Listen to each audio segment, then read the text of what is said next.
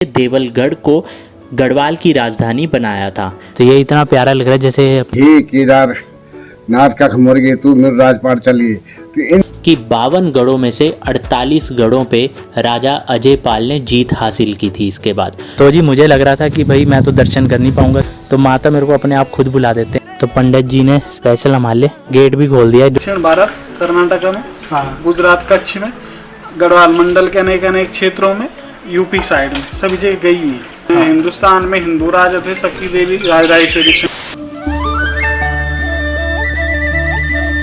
दोस्तों अभी हम जा रहे हैं देवलगढ़ में, और माता के साथ मेरी कहानी तो मैं आपको हमेशा व्लॉग में बताता हूँ कि अलग ही है। तो हुआ ऐसा कि हम क्यूसू गांव में थे, जो कि श्रीनगर से ऊपर 10 किलोमीटर पर है, और यहाँ से लगभग 19 किलोमीटर पे है खिरसू, जो कि हिल स्टेशन है। तो प्लान ऐसा था कि हमने जाना था खिरसू, लेकिन मेरे साथ जा रहे थे मनदीप भाई ने बोला कि भाई यहाँ पर एक थोड़ा सा हट के 5 किलोमीटर अंदर जाके देवलगढ़ नाम से जगह है, जहाँ पे बहुत ही अच्छा एक मंदिर है राजराजेश्वरी माता का। अच्छा, ये भाई साहब आराम फरमा रहे, एकदम फ़ोन पे बतिया रहे हैं, पता नहीं किसकी कजान के साथ लगा होगा। तो मैंने माता का नाम सुना हुआ था, तो मैंने कहा अच्छा अगर ऐसा है तो शायद हमारा बुलावा होगा, तो चलते हैं। हमारे पास समय कम था, लेकिन फिर भी हम अंदर की तरफ चले गए। तो जब हम खिरसू की तरफ जा रहे थे तो रास्ता कट जाता है एक अलग से 5 किलोमीटर अंदर जाके देवलगढ़ पर। तो मैंने कहा चलते हैं और दर्शन करते हैं।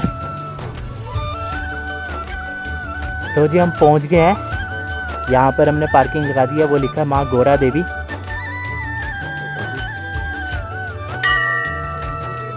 तो यहाँ पे साफ साफ लिखा है कि ये गौरा देवी प्राचीन सिद्ध पीठ है और कालनाथ भैरव सत्यनाथ पीठ है।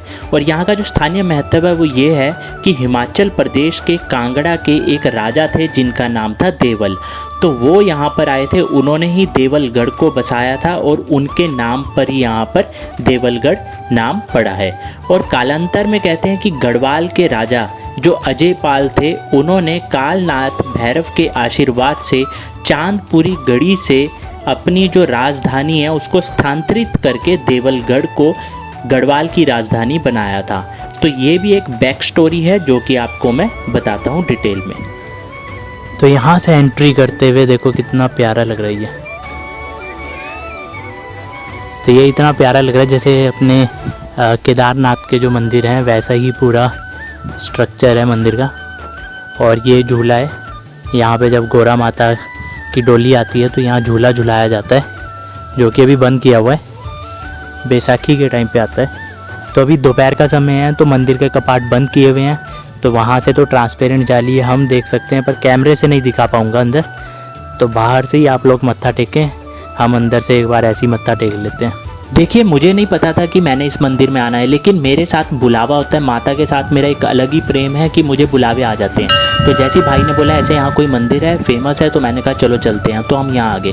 उसके बाद क्या हुआ कि मुझे यहाँ के इतिहास के बारे इतना नहीं पता था, लेकिन जब मैं यहाँ से दर्शन करके वापस गया तो मेरी एक बहुत पहले एक फ्रेंड थी जिससे काफ़ी 7-8 साल से मेरी बात नहीं हुई थी किसी वजह से, और अचानक से फिर धीरे धीरे उनसे बात स्टार्ट हुई। तो उन्होंने मुझे जब सबसे पहले जो मैसेज भेजा था वो यहाँ की एक रील भेजी थी, जो कि इंस्टाग्राम में देवलगढ़ का इतिहास बता रही थी। उसमें छोटा सा एक इतिहास बताया था, लेकिन मुझे वो काफ़ी इफ़ेक्टिव लगा। तो मैंने उन्हें कहा था कि मैं अभी ही यहाँ पे दर्शन करके आया हूँ, और फिर उससे मुझे और ज़्यादा यहाँ की डिटेल जानकारी पता लग गई। ये पुराने स्ट्रक्चर देखो कितने प्यारे होते हैं, तो कितना प्यारा लग रहा है ये। तो एक ये है वो भैरव देवता का है, सहार भैरवाय नमः, वो काल भैरव क्षेत्रपाल देवता हैं जो, तो उनका है। ये यहाँ का पहरेदार है, बुढ़ा लग रहा है, बुजुर्ग हो गया बेचारा। तो ये देखो स्ट्रक्चर चेक करो एक बार, कितना ही पुराना स्ट्रक्चर है ये पूरा। ऐसा लग रहा है 1000 साल पहले का होगा ये पूरा स्ट्रक्चर। और अंदर मूर्ति तो है पर समझ नहीं आ रहा है कि काली माता है या कौन से माता है। तो जो भी है हमने तो हाथ जोड़ लिए, क्योंकि यहाँ पे लिखा भी नहीं है। तो ये देखो कितने बड़े बड़े ब्लॉक हैं। तो ये ना इंटरलॉक सिस्टम होता है ना, इसमें कोई सीमेंट होता है ना कुछ होता है, ये इंटरलॉक सिस्टम से बना होता है सारा का सारा। और उस टाइम पे देखो कैसे इनको लाया गया होगा यहाँ पर, कितने पुराना है। और जो ये हो रखा है, ये जो छोटे छोटे टाइल्स होती है, तो इसमें जो चिनाई हुई है वो सीमेंट से नहीं है, वो मिट्टी की चिनाई है। तो पहले के टाइम का, और ये इतना मजबूत होता है कि भूकंप आ जाए फिर भी ये ऐसे के ऐसे रहते हैं।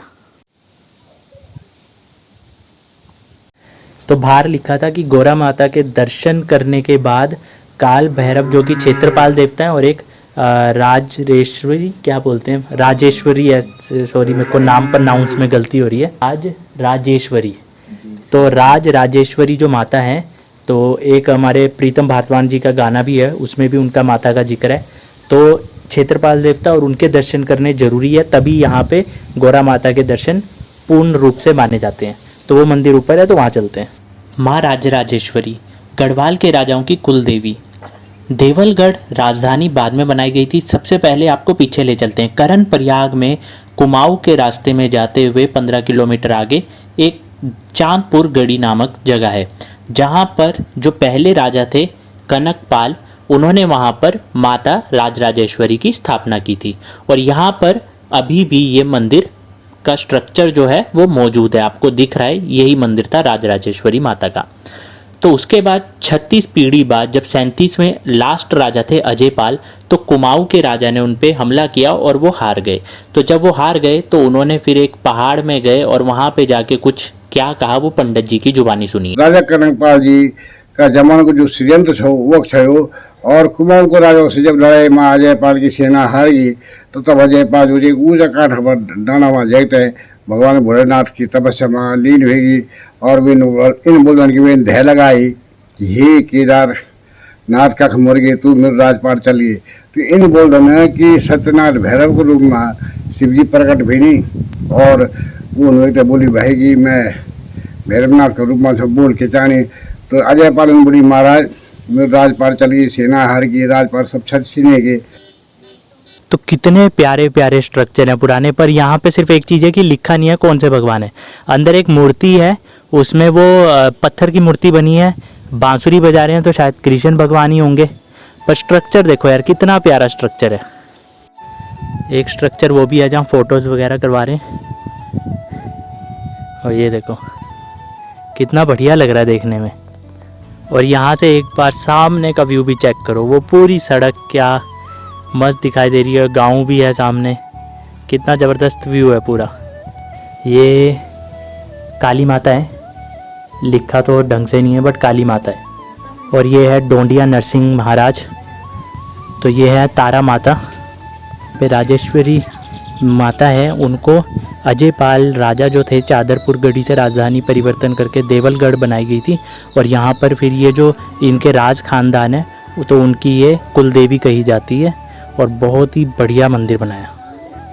तो सत्यनाथ भैरव के रूप में जब शिवजी ने उन्हें अपने कंधे पे बिठाया और अपने शरीर को बड़ा करते गए, तो राजा डर गए।